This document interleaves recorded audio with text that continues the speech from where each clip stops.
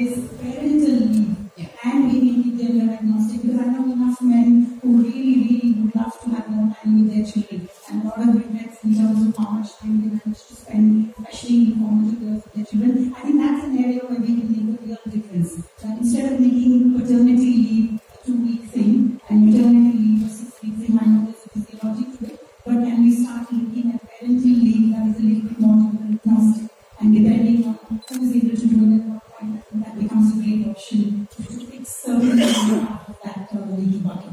And does it mean that I think differently? I don't think so. I think there are a lot of male voices now also clamoring to be able to do both. They want to work, they want to be part of the family, they want to be part of raising their children as much as women want to work. And the more we give voice to those voices, I think we really help the situation.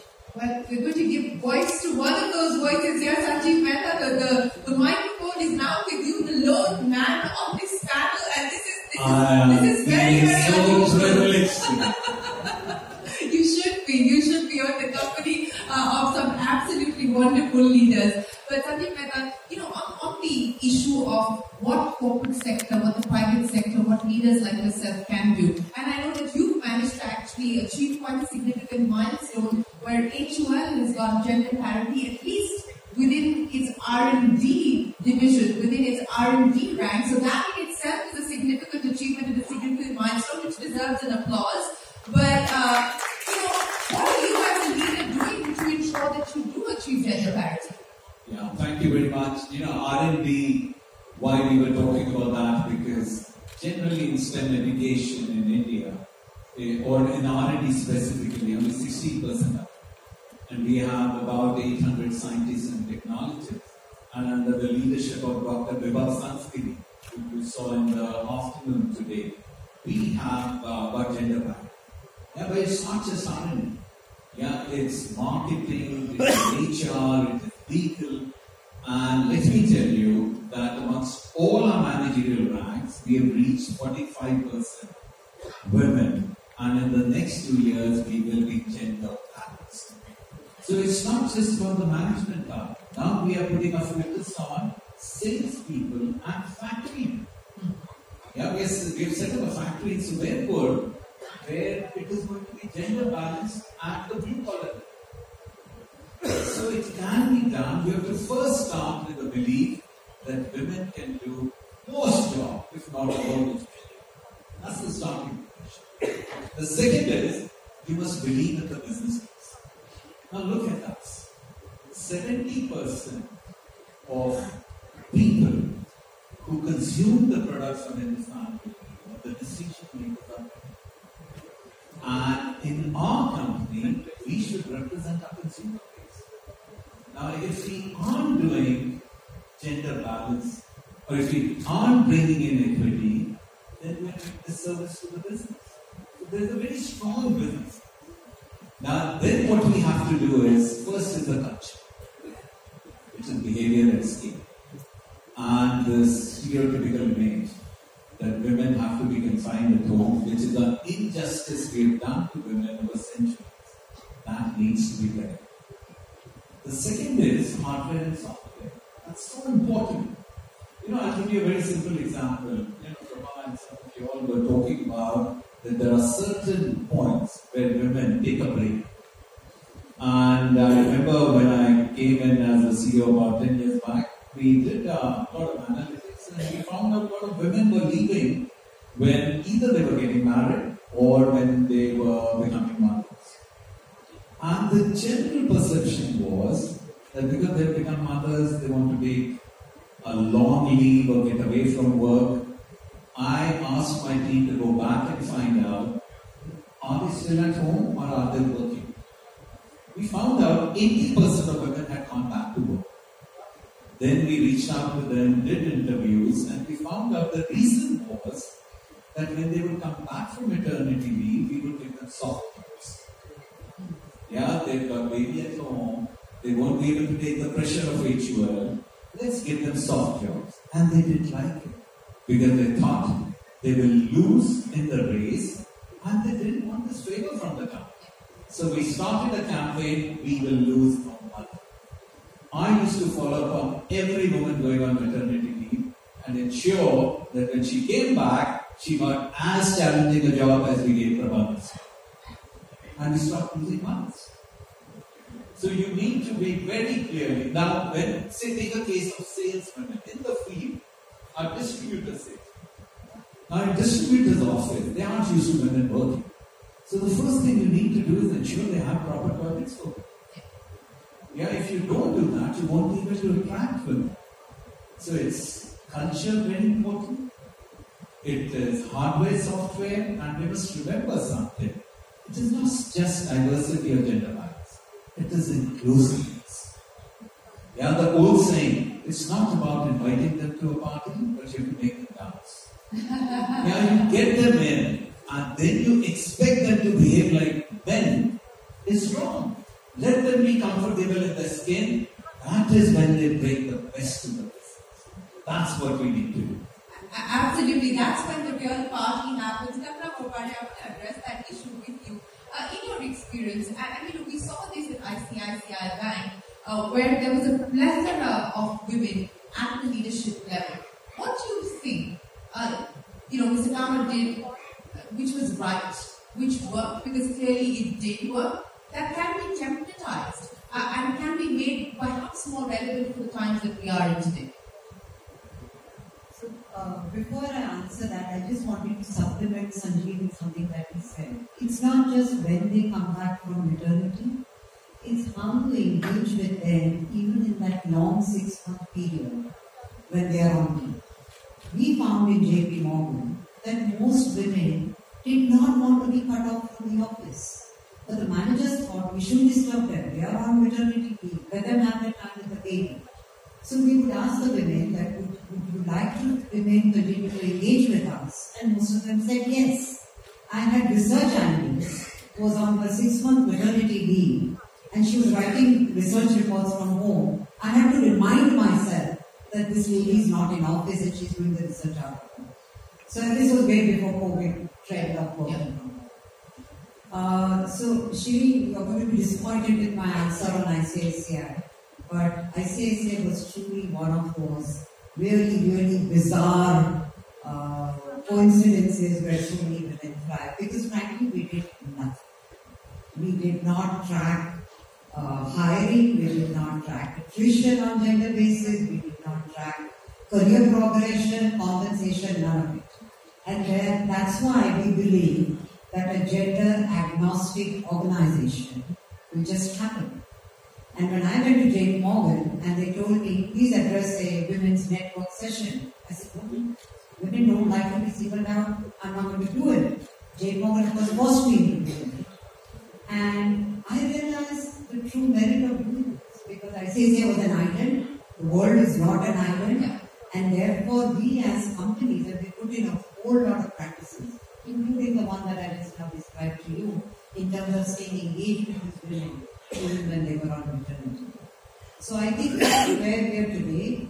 I would put a lot of emphasis on creating women's network group. Men are welcome, but we women are just as happy doing by ourselves. Because men tend to bond over a bottle of beer or their sporting event, women always want to run home as soon as the work is done. But when they are invited to an office function, they feel obligated to show up there. They meet other women, hear similar challenges that they faced, and actually create a phenomenal network of bonding. I'm not going to talk about more, I'm sure my other colleagues have more, but there are a few other practices which I will I'll come back to you on that. But, Nana, let me address this issue with you since we are talking about what needs to be done and we're charting out a roadmap to 2047. What do you think the private sector can do to ensure that we not just attract talent, but we create merit-based organizations? And as Kalpana was saying, I always felt hesitant about this. I mean, should we address the women? Should we not address the women? But I think the fact of the matter is that affirmative action does have its merits. I was of the same belief that there should be no reservation at the board level, but I have also come around to your point of view that if it hadn't happened, we perhaps would not have seen more women on boards. But we're on this journey now in terms of the unfinished tasks. What would you put down? So I was actually grinning when Sanjeev mentioned toilets, and that may be partly because I'm obsessed with sanitation, an area I work it down. And one good change that's happened is I had to walk up 4 floors to go to a women's room. And today, at least, we can boast a bank of toilets not stuck behind a copier and indeed available. So that's progress, that there's recognition that women's toilets should be on the same floor that women work on. And I think these changes, and I call these even the hygiene level changes, don't come naturally to organizations. They have to be understood, felt, and women have to ask for it when it doesn't exist. We shouldn't be shy of making those demands or pointing out what is wrong. And I feel that often we are shy. We don't want to stand out. We don't want to be seen as if we are asking for special things. But these are not special things, these are required things. And I think Kalpana is so right in suggesting that the cohort that you actually hire needs to be one which is representative at a minimum. So I would say if you're hiring at an IIM and if it's 30% women there, at least make sure that 30% of the people you're interviewing are women. Ideally 40, but at least go by the grouping that you're going into to ensure that you are meeting them. Then the panel that interviews, can you make sure that there is at least a senior woman there? Because women like to see that there are senior women in an organization before you put your hand up to join it. You want to know what the culture of that organization is. And the policies, many and maybe even every company today boasts about the tick box exercise. But what is the true culture of that organization? Is it truly gender agnostic? And it has to be gender agnostic. I don't think it should be one that favors women. Women don't want favors. I did a study at a time when I was CEO of HSBC, and it was largely women, and I put as head of it the guys who were reporting to me, so they could hear it from the women.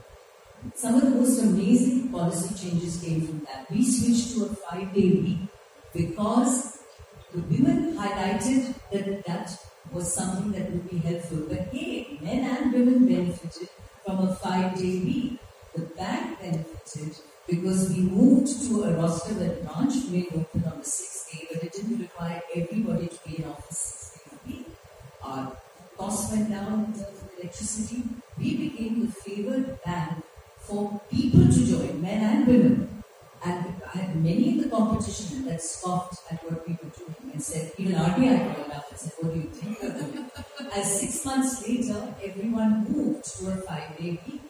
Some took 2 years to move, but people moved. So sometimes it's just about understanding and hearing what is wrong in order to actually do what is right for the organization, not right for women. Yeah, Prabha, give me tangible things that have happened at Colgate and of course in your previous stint with HUL as well, which Sanjeev has been talking to us about. What things that actually work on the ground, things that this audience can take away as possible ideas that can be replicated? So I think certainly speaking from personal experience, the first thing that has absolutely worked is you come back to work after a break and you're taken seriously.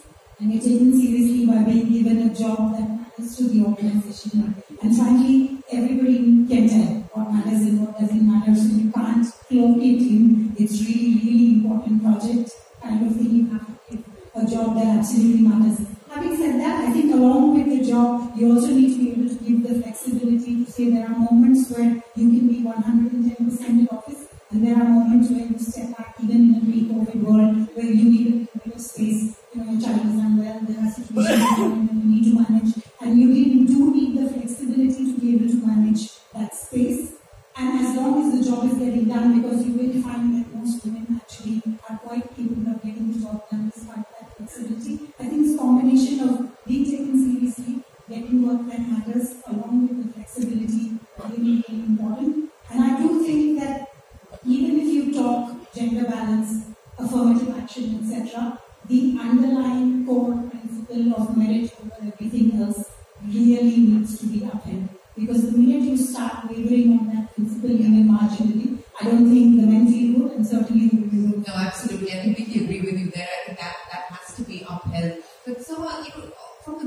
manufacturing sector's perspective specifically, regulations also often come in the way. And again, I mean, well-intentioned regulations from a safety perspective, women cannot work at a certain hour, women have to go back at a certain hour, and so on and so forth. And that also constrains organizations from bringing women onto the workforce. In your assessment, call out some of these so-called well-intentioned policies that are actually holding back women from the workforce.